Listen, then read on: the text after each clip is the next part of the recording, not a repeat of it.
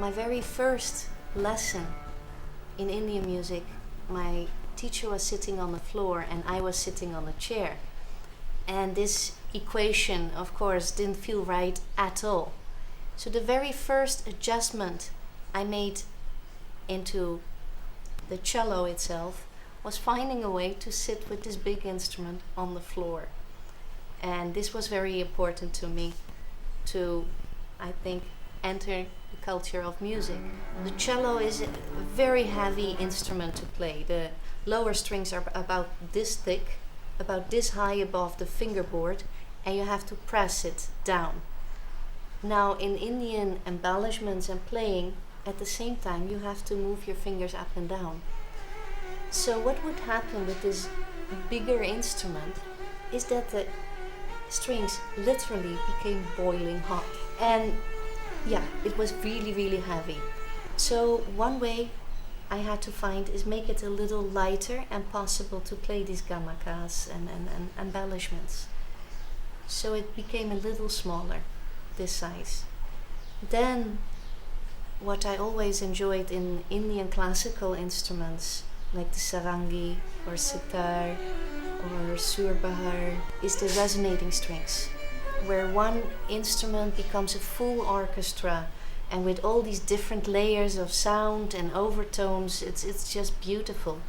And I also saw that would be beautiful on a cello, with these deep sonorous sounds and then kind of twinkling of resonating strings with it. So you also get this kind of piercing beauty, which is also a part of Indian music.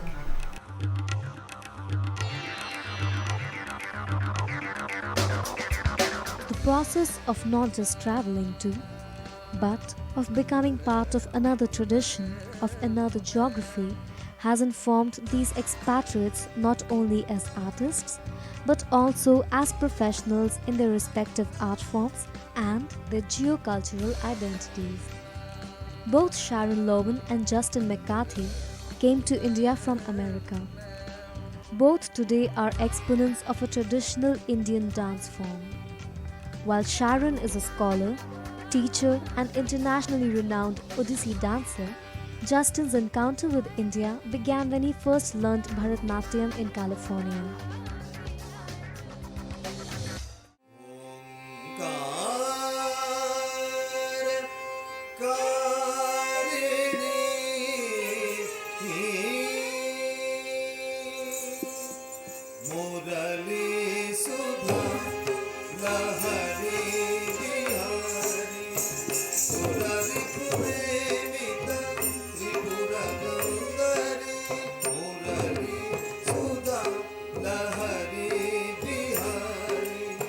A scholar, teacher, and internationally renowned Odissi exponent, Sharon Lowen first arrived in India in 1973.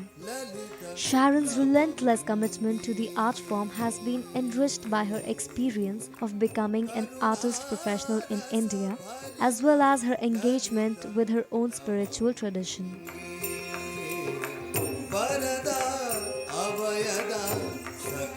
Actually, it was after 15 years of being here most of the time.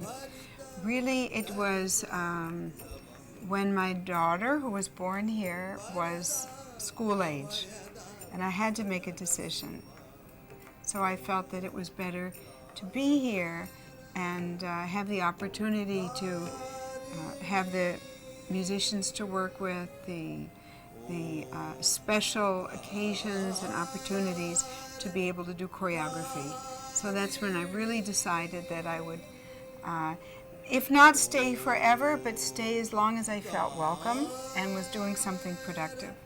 And I'm happy to say I'm still here. For me, there wasn't any cutthroat competition because, first of all, I was unaware of it. Second, I was a student. And third, as someone coming from outside the tradition, there is no entitlement and there is no avenues that are there for those that compete.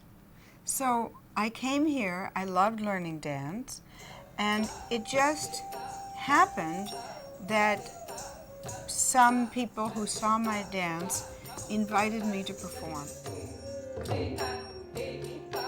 Just in terms of living in India every day, I must say I do have a certain nostalgia for the way India was when I came, a sort of pseudo-socialist country where consumer goods were not very apparent. A city like Delhi was amazing. It was wide, open, empty streets with only two types of cars. I myself was on a bicycle at that point. And where television only had Chitrahar once a week and Krishi Darshan, where they'd show close-ups of aloo and gajar and all, and plus the news. So that was great. I loved that. It was so different from the Western consumer-oriented society that I had come from. Now, of course, it's a different story. Because I always understood that there really wasn't, that whereas others have to like knock on the door or bang on the door, for me there was no door. And it's sort of like when my head was through a wall, I looked back and realized, oh my goodness, here I am. How did I get here? There wasn't any opening. Because of the incredible number of Indians who have gone to America, who continue to go and continue to come back, India has become actually quite astonishingly close to America culturally. America doesn't seem so far away anymore. In one way it's nice because I come from there and my family is there, so I don't feel quite as isolated from them. But in another way, some of the aspects of America which I may not have liked or which maybe I was fleeing when I came here have all come here. I went to see every performance, but I didn't know other dancers for many years, and I don't think I even knew who the critics were for maybe, I don't know, at least 5 or 6 years. And I still don't know who the patrons are.